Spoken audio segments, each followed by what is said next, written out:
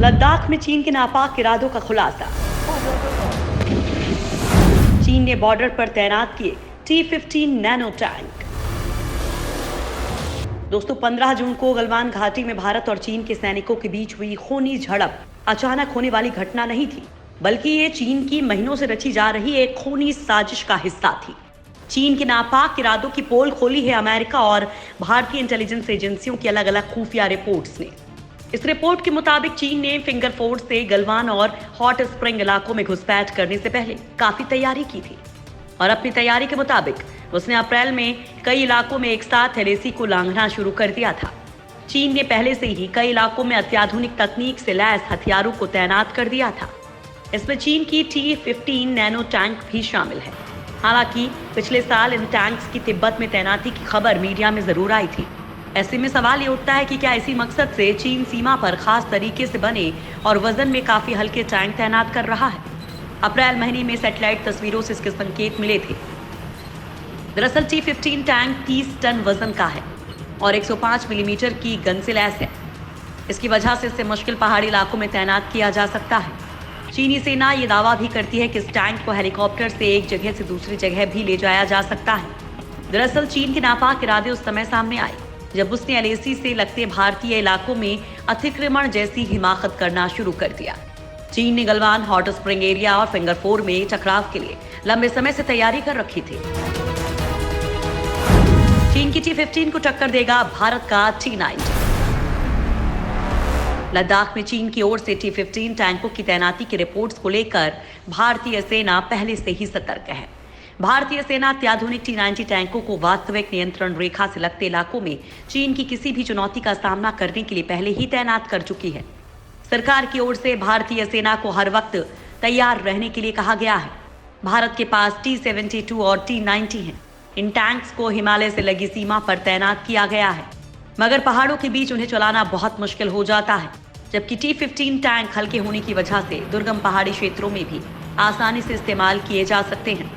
सुरक्षा विशेषज्ञों के मुताबिक चीनी टैंक के मुकाबले T-90 टैंक काफी भारी है और इसका वजन करीब 45 टन है, लेकिन इनकी मारक क्षमता चीन के T-15 टैंक से कहीं ज्यादा है। इसके अलावा चीन के पास उन्नत T-95 टैंक है, जो कि T-90 से ज्यादा नहीं बल्कि बराबर या कमतर ही है। ऐसे में चीन अगर आक्रामक हमला करता है तो T-90 टैंक उसका बड़ा जवाब है। इसलिए जून की शुरुआत में वहां पहुंचाया गया था। हालांकि कई विशेषज्ञ चीन के इन T-15 टैंक्स को ज्यादा असरदार नहीं मानते हैं। इन विशेषज्ञों के हिसाब से मेड इन चाइना सामानों की लाइफ ज्यादा नहीं होती है और ये जितना कारगर दिखते हैं उतने होते नहीं हैं।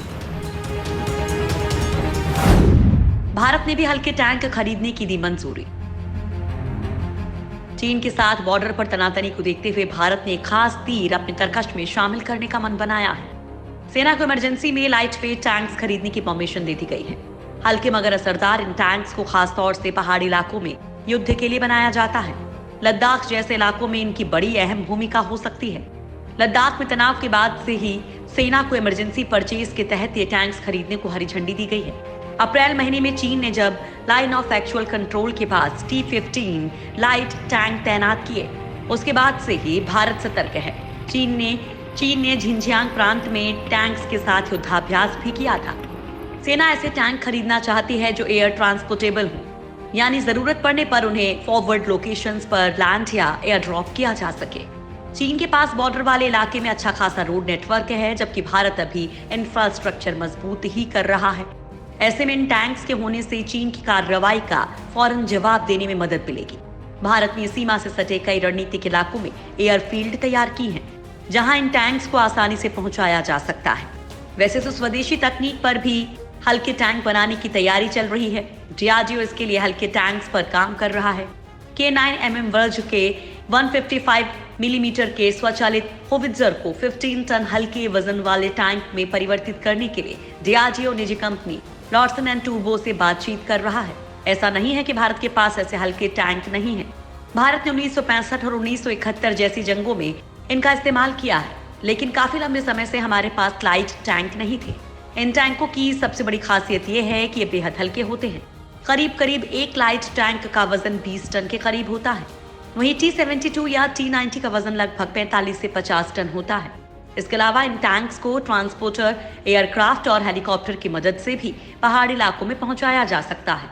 हाल ही में भारत ने चीन से विवाद के दौरान अपने टैंक, तोप और दूसरे हथियार कुछ दिनों में ही एलएसी पर पहुंचा दिए थे। लेकिन ये काफी चुनौती भरा मिशन था, क्योंकि एक ट्रांसपोर्टर एक बार में 1 या 2 टैंक ही ले जा सकता है। वहीं लाइट टैंक के जरिए एक बार में 4 से 5 टैंक ले जाए जा सकते हैं।